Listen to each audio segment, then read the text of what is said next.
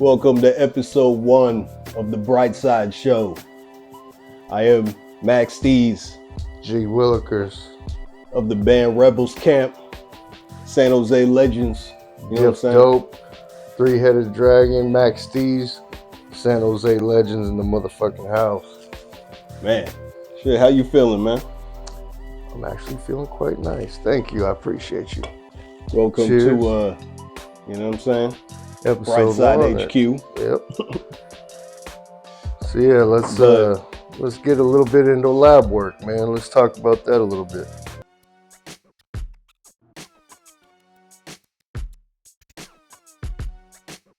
Lab work, huh? Yeah, man. Lab work was, I don't know. It was an adventure. It was a year-long journey. You know what I'm saying? Like just coming up with ideas, trying out new things, working with people I ain't really work with often. It was quite an experience. Yeah, man. I've seen you pushing the envelope for sure. And that's one thing that I gotta shout out to my man right here is he's one of the most not only prolific but disciplinary and just stays consistent with how he's bringing the same type of energy, same content, but it's always something different. It just blows my fucking mind, man, and I'm honored to work with a dude like this. Straight up. Highly appreciated, man. It's I mean, the feeling's mutual, man. This is a dude of many talents, you know what I'm saying? Many different art forms. You know what I'm saying? You want painting, he'll hit you with that. You know what I'm saying? You want singing, you want rapping, plays like 100 instruments. You know what I'm saying? I don't know about all that. No, but I appreciate you, man. So like that type of mutual respect is what will obviously want that magnetic connection where you're like, all right, we're both on that same frequency. We're both tapping in. Yes, sir. Let's talk a little bit about Ascension, when we got in for that one.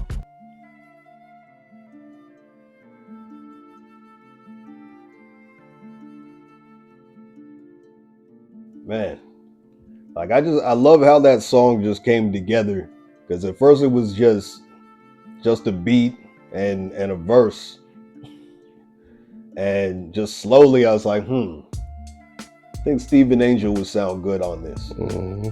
So shout out to Steven Angel, one of my favorite artists 100%. In San Ho. You know what I'm saying? I heard his verse, I was like, damn, that's impressive. You know, he's always right on point. You know what I mean? He knows how to compliment what you're doing. Right. Which was strange for me, to be honest, because I had heard about the cat, but I had never met him. I never worked with him. You know what I mean? So I think y'all sent me the files and I was like, wow, okay. But there was no hook and there was this huge gap at the end where I was thinking, okay, does that mean they want me to lay a verse down? Because I haven't done that in quite a while, but like, I just felt the feel of the song and the initial feel of the beat. Shout out to Kyle Upswell for, you know what I mean? Like there was a whole lot going on prior to me stepping in and adding anything. But when I did hear this feel, I was like, man, okay. And it sparked this like inspirational, like, okay, this is something different. I can get on board with this. I can play probably a couple different little ditties. So when I showed up, it was literally with a trunk full of just the most random instruments that I could think of. Flute, melodica, I think, definitely brought a harmonica, an auto harp, a dulcimer, just in case it, just the feel of the song kind of asked for that. You know what I mean? Right. But I didn't want to do too much because I remember you weren't there.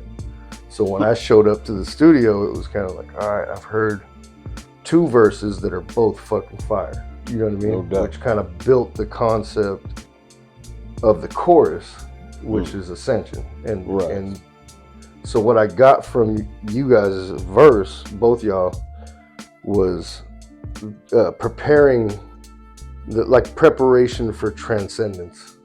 You know what I mean? And just getting ready to face the fires of whatever's coming, because you know we all are fucking with a lot of shit right now. You know what I mean? Very true.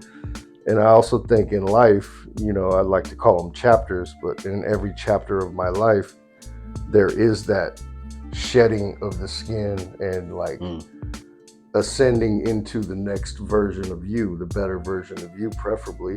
You know what I mean? Yes, sir. But like the phoenix rises from the ashes type of shit. So that was like, okay, that's what I envisioned. And then the chorus was built off of that. And then after that, I did write a verse, verse number 3. That's G Willikers. That's the first one I've done in a long time, yo. But I'm really proud of that track, man. That shit was fire, man. Like everything you were just saying, man. That's those are the kind of people I want to work with, man. Like artists, like you know, people that can like see the track, feel it out. It's like it needs a little bit of this, you know, like. And it's real, you know, that's the thing about like working as a musician. You work with a lot of people, you collaborate sometimes with a lot of people. Sometimes you don't, and you're not a good collaborator. You know what I mean? So what I felt immediately when we worked, it's like clockwork. It just, it works. You know what I mean? So it's just like, yep, we both got the same vision. I remember I took some notes where I was like, oh, I think my vocal track's too high, and you know, this and that. And I was like, I just wanted to match them with yours, and you were basically like, that's pretty much what I got written already. But you know what I mean? So we were, you know, it was one of them things where it was just a natural thing. Yes, sir. I mean, this man brought so much to the track. I mean, at first it was just beats and rhymes, but he played the harmonica, he played the melodica, sung the hook, and rapped the third verse. Like, I mean, you knocked it out of the park, man. I appreciate you, man. No, but it was one of them things. Like, if you're feeling it, it's gonna be effortless for you to drop some, you know, something. And I think, you know, on an artist level or any level, you want to kind of bring out and accentuate the best in what you do creatively, as opposed to just fitting the bill for doing, you know, like anybody could hire me to do a chorus and I'd be like, oh yeah, I could do that. Oh, you need that high falsetto? No problem. You know, whatever. But I need to feel that shit before I can get on board with actually like wanting to do it. You know what I mean? I hear that.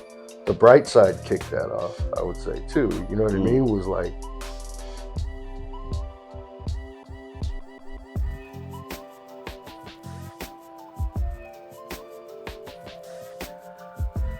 when it was like, okay, that all the verses work perfectly with that chorus and just the concept of the song, and like it, you know, became basically the album title. So it was just, for me, it's like, yeah, like if you can lock it in and connect on a kinetic level and know that you're working with somebody that is not only easy but like fun to work with, and it's just butter after that. You know what I mean?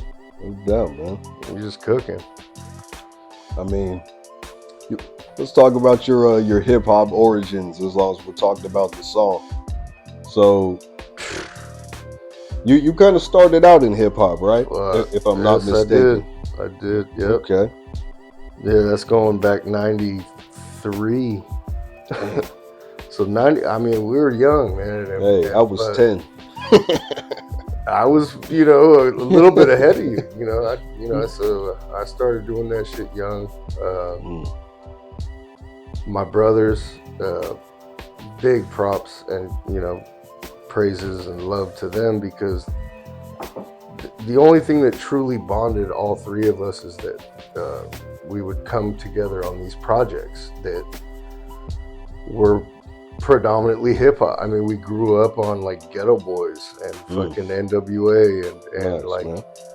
You know, the shit we were into was the shit that would piss off a white person's parents right off the bat. You know what I mean? But like, my parents were always just kind of like, turn that shit down, like, you know what I mean? But like, they would buy us, you know, for Christmas we would get the MPCs sometimes if we, if we were. That's dope. You know, like.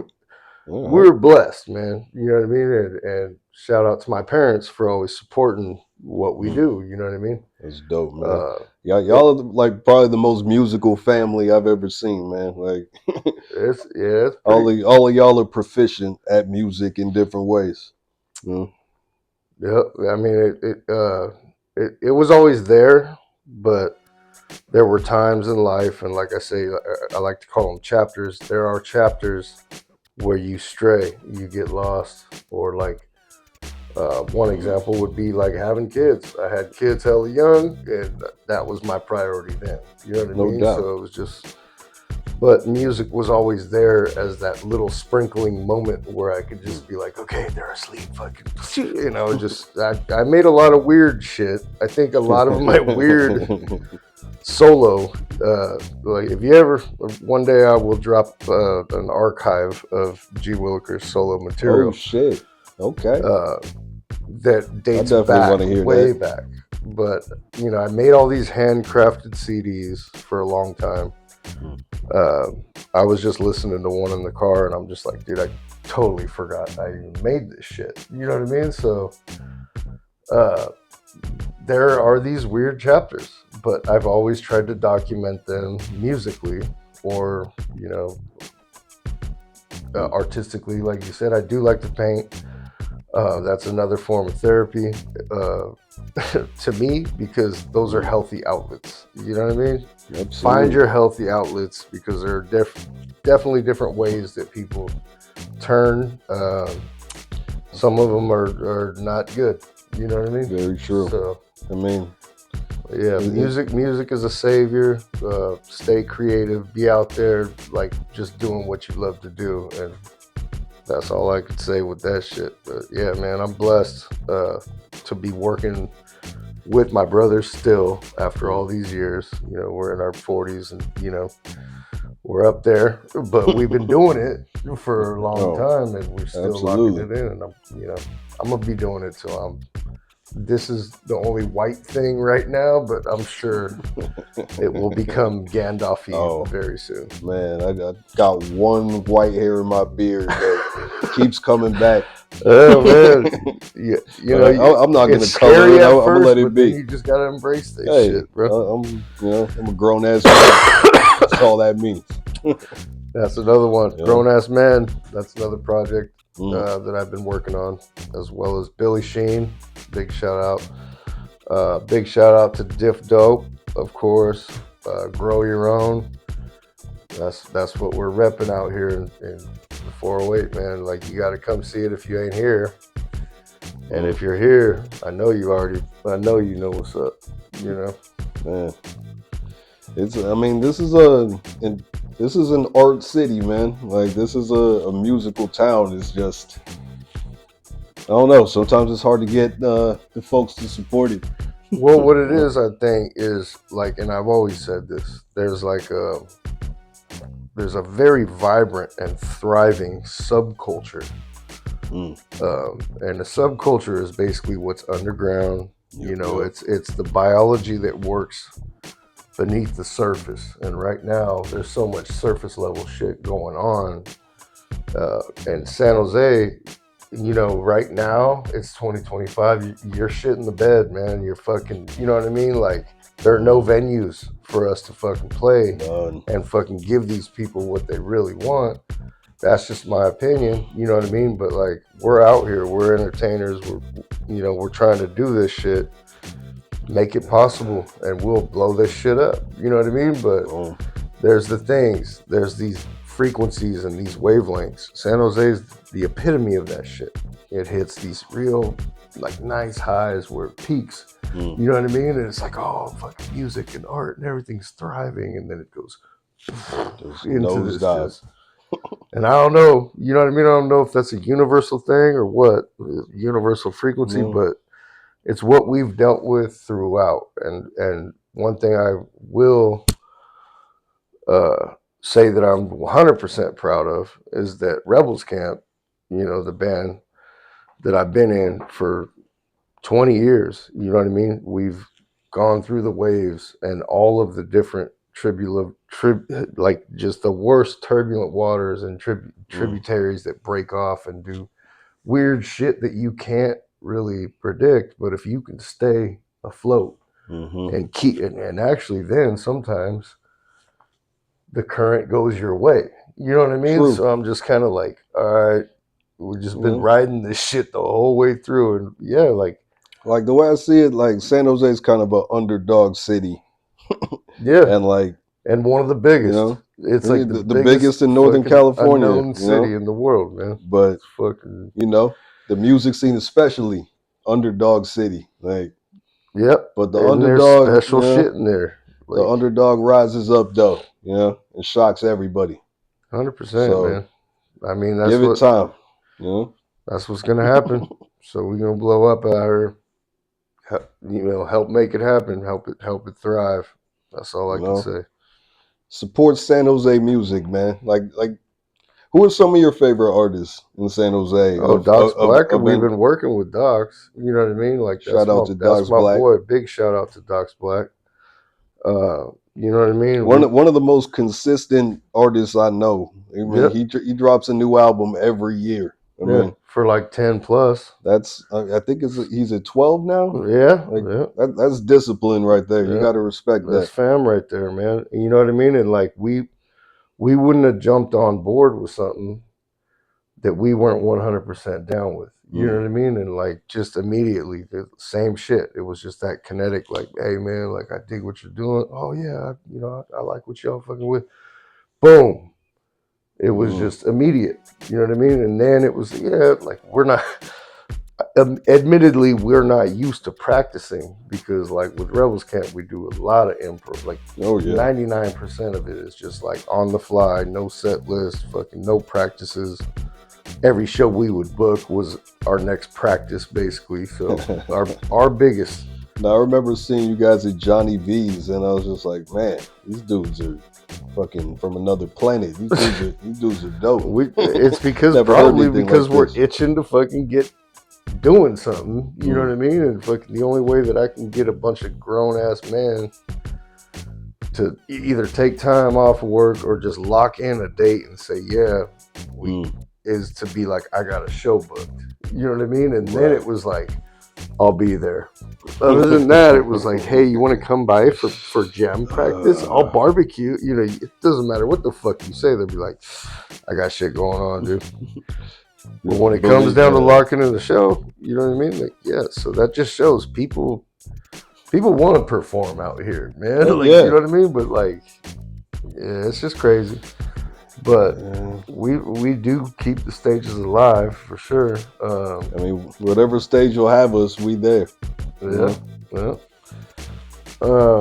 Let's see, Doc's Black for sure. Three-Headed Dragon. You know what I mean? I've always fucking loved what y'all doing. Like on the hip hop level for sure. Like those would be bam right at the top. Big fam shit. You know what I mean? But there's a lot out there. Actually. And that's what I'm talking about this. Like, it's thriving. You know what I mean? But people, you really have to like sift through the leaves and dig a little deeper beneath the soil to actually find it. Like what's good. And that reminds me of having to thumb through records and find the good shit. Where now people online, it's way too accessible probably, and the digging is not really happening. So I don't know. I mean, that's everybody has. I go on rants, man. Don't get me started with shit like that. No, I mean everybody has like for $12.99 you got access to all the music in the world. So people aren't really like digging in the crates no more. They're just kind of listening to what they want when they want to. 100%. And I don't know. Streaming it's made things a lot more accessible for everybody, but I don't know, man. It's just not what it used to be. It's completely changed the industry. It's hard to keep up too. Yeah. You know what I mean? Technology didn't make it easy. We would all sit back then and think like technology is going to make everything easy. Now it's almost too easy for motherfuckers. Like you could grab your cell phone, download an app, make a beat, say some shit in it, and be like, bam, TikTok famous motherfucker. You know what I mean? Seriously, Yeah, like that's very how true. fucking true that shit is. Like, okay, so we're literally competing with.